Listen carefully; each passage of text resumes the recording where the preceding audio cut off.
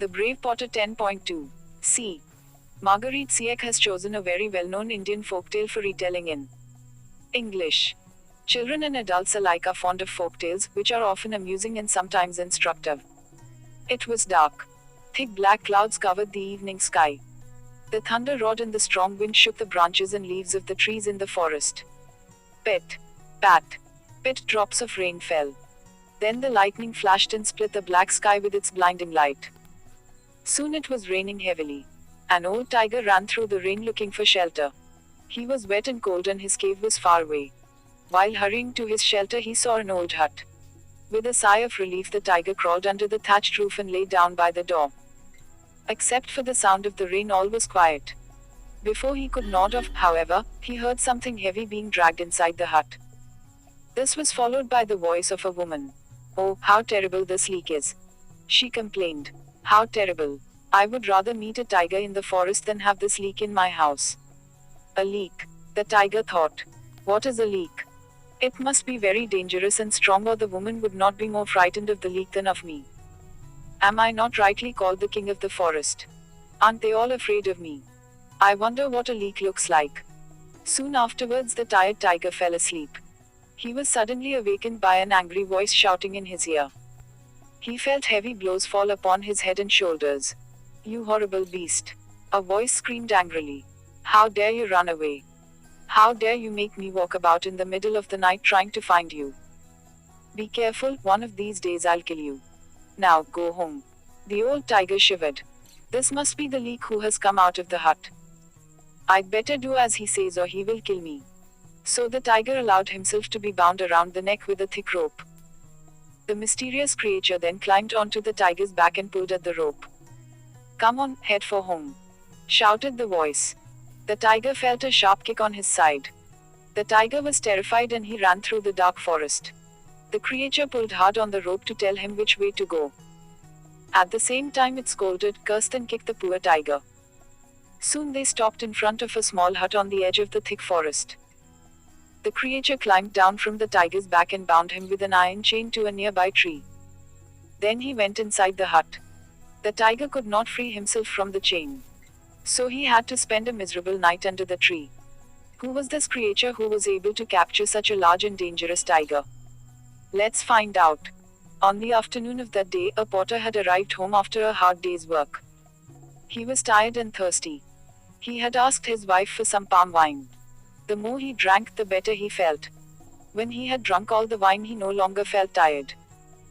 When the storm began, the potter suddenly remembered that he had left his donkey tied under a tree. He rushed out of his hut to take the animal into the stable. You can imagine his anger when he discovered that the donkey was not there anymore. The only thing left was its chain. "My stupid donkey must have run off into the forest," he grumbled. "When I catch him, I'll give him a good beating." The potter walked through the wet forest. When it became dark, he often stumbled over roots and fallen branches. With each step, the potter felt angrier and angrier with his donkey. "When I catch him, I'll tie him up under the tree all night," he muttered to himself. Hours later, the potter reached the old woman's hut. There he saw an animal sleeping in front of the door. "There he is," he shouted. "There he is, the stupid animal."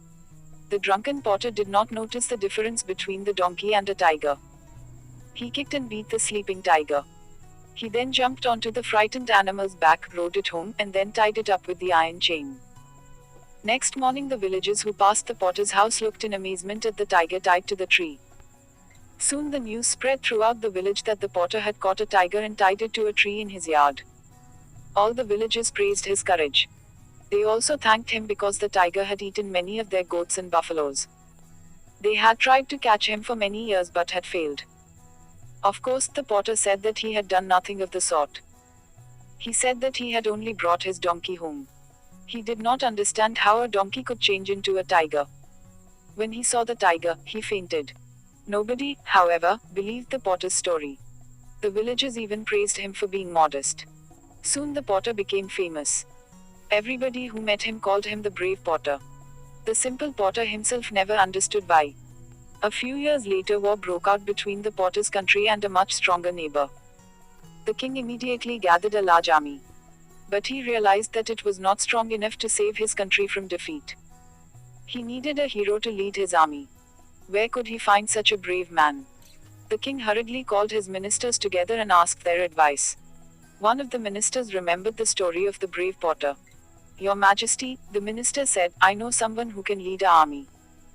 The king immediately sent a messenger to the potter's house. When the potter realized that he had been made general of the army, he became frightened. The king had ordered him to go to the palace the next day. How could he, a poor ignorant potter, become the general of the army? He had never carried a sword, nor had he ever ridden a horse. "Oh, I shall die because of that stupid donkey," groaned the potter to his wife. "He has only brought us trouble." The next day he went with his wife to the capital. The king was pleased to see him and ordered the potter to lead the army into battle the next day. The enemy were not far from the gates of the city. A splendid house had been prepared for the potter and his wife. The horse which would carry him into battle was ready in the stable. That night the potter could not sleep. He was nervous and worried because he did not know how to ride a horse. "If I fall off, everybody will laugh at me," he thought. "I will get up very early tomorrow and practice riding the horse." At dawn the potter woke up his wife and they went to the stable. They saw the beautiful black horse ready for its new master. "Oh, how tall he is," sighed the potter. "I shall never be able to climb onto his back."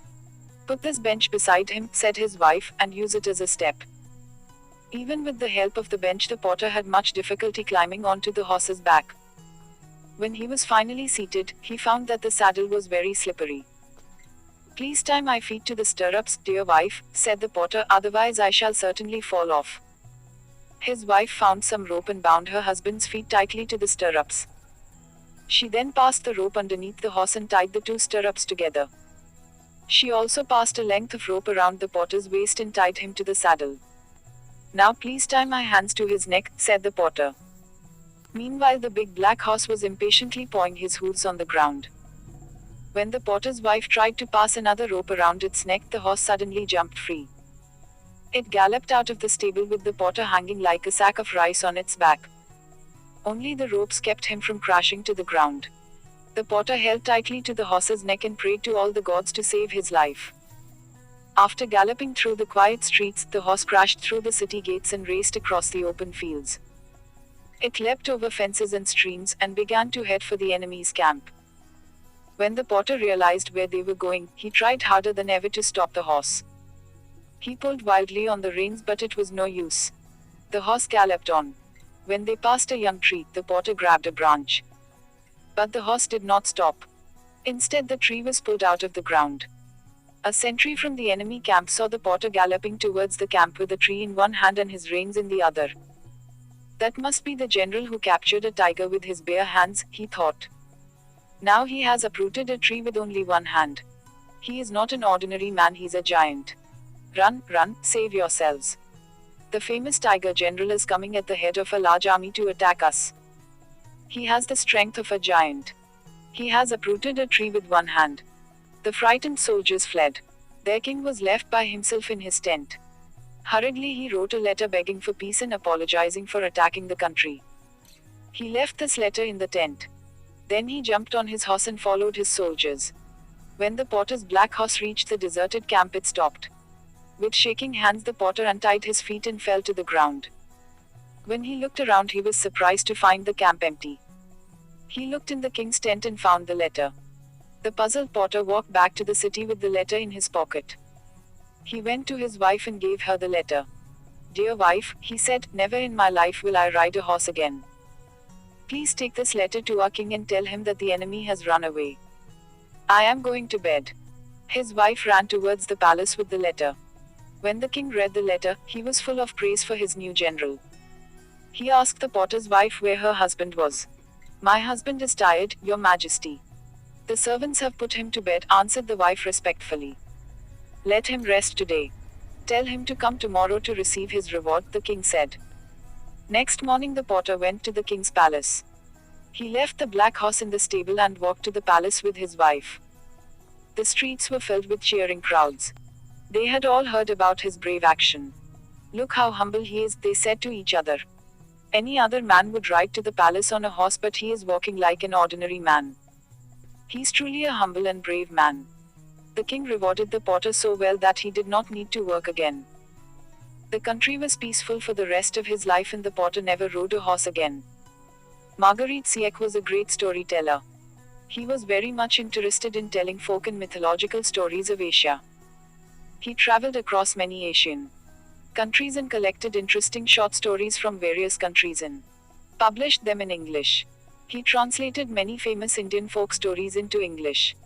The present short story, The Brave Potter, is a very popular Telugu one collected by him from India. Folded hands, two hearts. Please practice.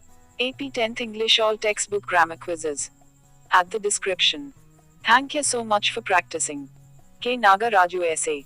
English. 9,492,492,435.